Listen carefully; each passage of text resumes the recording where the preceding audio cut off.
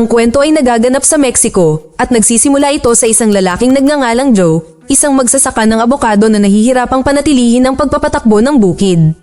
Dahil sa kakulangan sa pinansyal, gumawa si Joe ng isang desperadong desisyon. Sumali siya sa mga ilegal na laban para kumita ng pera, umaasang mababayaran niya ang kanyang mga manggagawa at maiwasan ang pagkasira ng lahat. Dahil sa kanyang tiwala sa kanyang mga kasanayan, sumali si Joe sa maraming laban sa paniniwalang hindi siya matatalo. At sa loob ng ring, lumaban siya ng may brutal na kahusayan. Kahit na nakagat sa unang laban, nanalo pa rin si Joe. Matapos makatanggap ng pangunang lunas mula sa kanyang kaibigan at manggagawa, si Lopez, bumalik siya sa ring at patuloy na pinangungunahan ang kanyang mga kalaban. Lumaban siya ng 4 na beses sa kabuuan at nanatiling hindi natatalo sa lahat ng mga ito.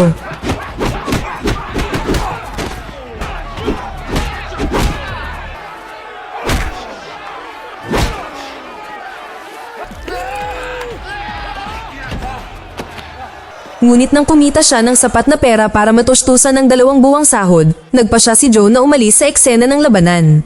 Lumalabas na ang bukid ng abokado na sinusubukan niyang iligtas ay pag-aari pala ng kanyang kasintahan, si Estrella. Nagalit siya nang malaman niya ang ginagawa ni Joe, nag-aalala tungkol sa mga panganib na ginawa nito para lamang suportahan ang bukid.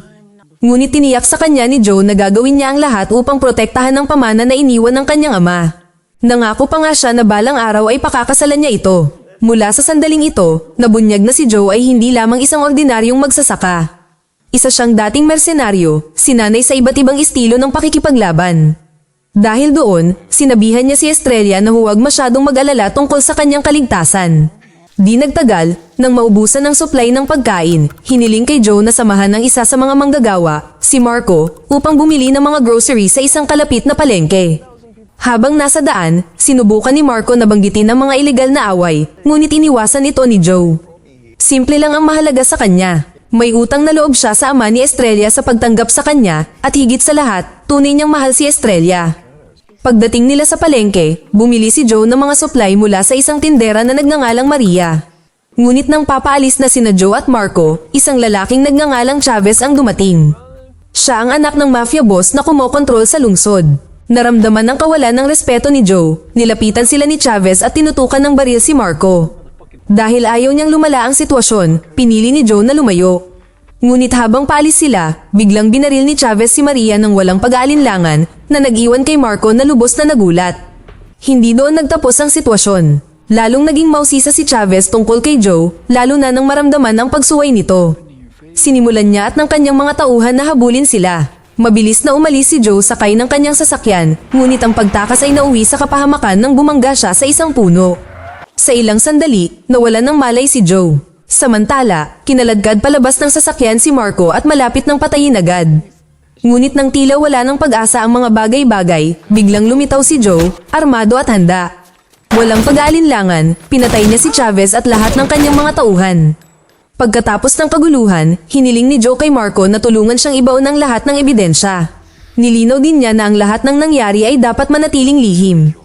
Kinabukasan, hindi sinasadyang magtagpo ang landas ni Joe at ng isang lalaking maayos ang pananamit habang pabalik mula sa bahay ni Estrella. Nagpakilala ang lalaki bilang si Baptiste na sinasabing siya at ang kanyang mga gwardya ay nagmamasid lamang sa mga taniman ng abokado dahil naghahanap siya ng lupa. Sa isang punto, hiniling pa ni Baptiste kay Joe na ihatid siya papunta sa kanyang sasakyan. Ngunit may isang bagay sa kanya na agad na nagdulot ng hinala. Dahil sa sitwasyon, natural lamang na isipin ni Joe na maaaring may koneksyon si Baptiste kay Chavez, marahil pati na rin sa ama nito. Dahil sa pag-aalala sa kaligtasan ni Estrella, hindi nag-aksaya ng oras si Joe. Hinimok niya itong umalis agad sa bukid nang hindi ipinaliwanag ang tunay na dahilan. Sinubukan din niyang balaan si Marco tungkol sa nangyayari, ngunit huli na ang lahat. Nang mapagtanto nila ang panganib, dumating na si Baptiste sa bahay ni Estrella. Sa pagkakataong ito, nagpakilala siya bilang isang distributor ng mga prutas at gulay na nagpahayag ng interes na bumili ng mga abokado mula sa bukid. Nang walang dahilan para maghinala, pinapasok siya ni Estrella sa loob. Magalang siyang tinanggap ni Estrella ngunit kalaunan ay tinanggihan ng alok nito na ipinaliwanag na mayroon na siyang kasosyo sa ibang kumpanya. Nabanggit din niya na plano niyang umalis papunta sa bahay ng kanyang kapatid ng ilang buwan. Hindi tinanggap ni Baptiste ang pagtanggi. Naging malinaw na nagsagawa siya ng malawak na pananaliksik tungkol kay Estrella at sa pamilya nito, kasama na ang bukid mismo. Alam pa niya na ang ama nito ay dating isang sundalo na lumaban sa mga kartel. Mabilis na tumaas ang tensyon nang banggitin ni Baptiste ang pinsala sa sasakyan ni Joe.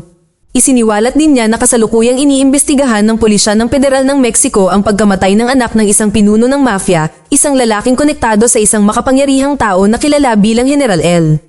Ayon sa kanya, natagpo ang nakabaon si Chavez sa tabi ng isang imbakan ng mga armas.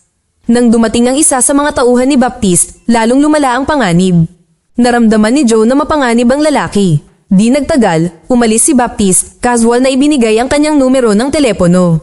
Pansamantala, ipinagkatiwala ni Joe ang bukid kay Lopez. Bago umalis, sinubukan niyang tawagan muli si Marco, ngunit wala pa ring natatanggap na tugon. Dahil sa pag-aalala, nagpa siya sina Joe at Estrella na tingnan siya. Pagdating nila sa bahay ni Marco, huli na ang lahat. Agad na hinarap si Joe ng isang lalaking may bahid ng dugo. Walang pag-aalinlangan, pinatay niya ito. Ilang sandali pa, nakumpirma ang kinatatakutan ni Joe. Sa loob ng bahay, patay na si Marco, ang kanyang katawan ay nasa isang nakakapangilabot na kondisyon. Dahil sa labis na pagkakasala, sinabihan ni Joe si Estrella na maghintay sa isang ligtas na lugar habang nililinis niya ang kalat. Ngunit bago pa siya matapos, dumating ang mas maraming miyembro ng mafia sa pinangyarihan at wala siyang ibang nagawa kundi ang lumaban muli.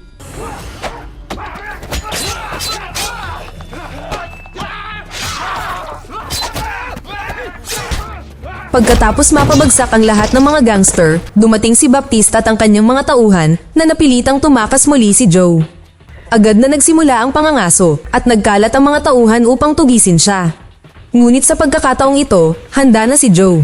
Ang paghabol ay nagdala sa kanila sa isang patibong kung saan naghihintay na si Joe. Isa sa pinakamalakas na enforcer ni Baptiste, isang lalaking nagngangalang Ruthie, ang humarap sa kanya. Naglaban ang dalawa sa isang brutal na labanan. Muntik nang mapatumba ni Joe si Ruthie, ngunit ang biglaang pagdating ni Baptiste ay naging dahilan upang mapilitan siyang umatras muli. Dahil sa kawalan ng ibang pagpipilian, tumakas si Joe at muling nakipagkita kay Estrella na matagal nang naghihintay sa kanya. Magkasama, nagawa nilang makatakas. Samantala, sa kanilang taguan, iminungkahi ni Joe na magsimula ng bagong buhay sa ibang lugar, malayo sa lahat ng panganib.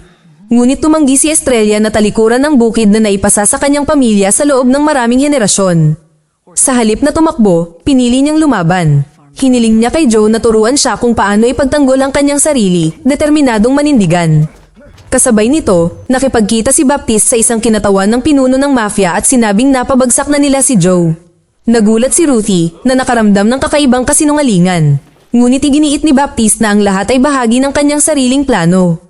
Dahil wala nang natitirang pera, nagpa siya si Joe na bumalik sa ilegal na labanan, sa pagkakataong ito ay itinatago ang kanyang pagkakakilanlan. Pumasok siya sa pangalang The Farmer. Sa kanyang unang laban, walang kahirap-hirap siyang nang ibabaw, na humanga sa promoter sa kanyang husay at pagiging brutal. Ngunit habang naghahanda siya para sa kanyang pangalawang laban, ang pangalang The Farmer ay umabot kay Baptiste. Agad nitong hinila si Baptiste sa arena at ginamit niya ang pagkakataong ito upang mahuli si Estrella. Ngayon ay wala nang ibang pagpipilian si Joe. Napilitan siyang harapin ng mafia. Gamit ang pera mula sa kanyang mga laban, nagsimulang mangalap ng mga armas si Joe. Ngunit sinubukan siyang samantalahin ng ilegal na negosyante ng armas, ibinebenta ang lahat sa napakalaking presyo habang pinagbabantaan din ang kanyang buhay. Iyon ang huling pagkakamali na kanilang nagawa. Nawalan ng pasensya si Joe at brutal na pinatay silang lahat.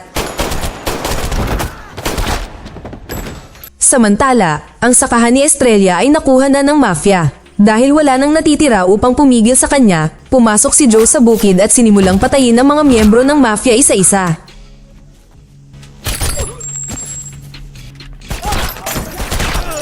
Di nagtagal, nakaharap niya sina Baptiste at Ruthie. Dahil kontrolado na niya ang sitwasyon, pinilit ni Joe si Baptiste na tawagan ang pinuno ng mafia at dalhin ito diretso sa bukid.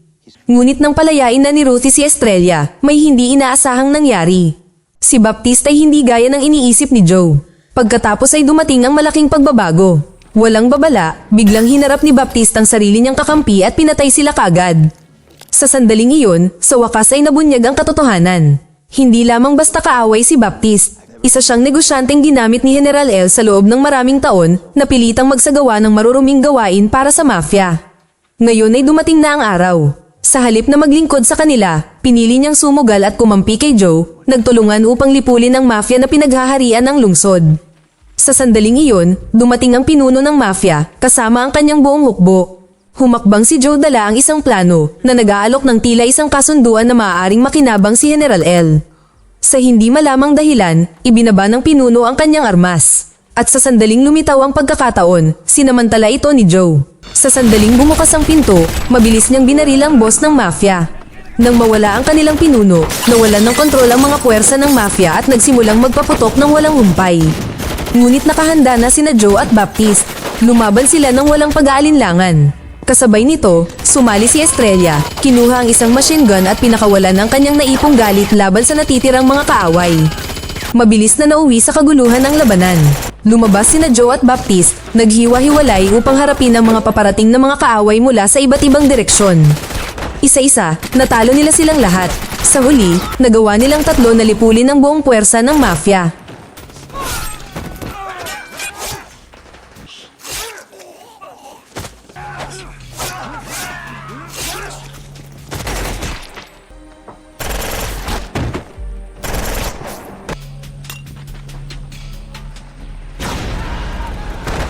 Pagkatapos ng lahat, bumalik ang mga manggagawa sa bukid at sinimulang linisin ang mga kalat.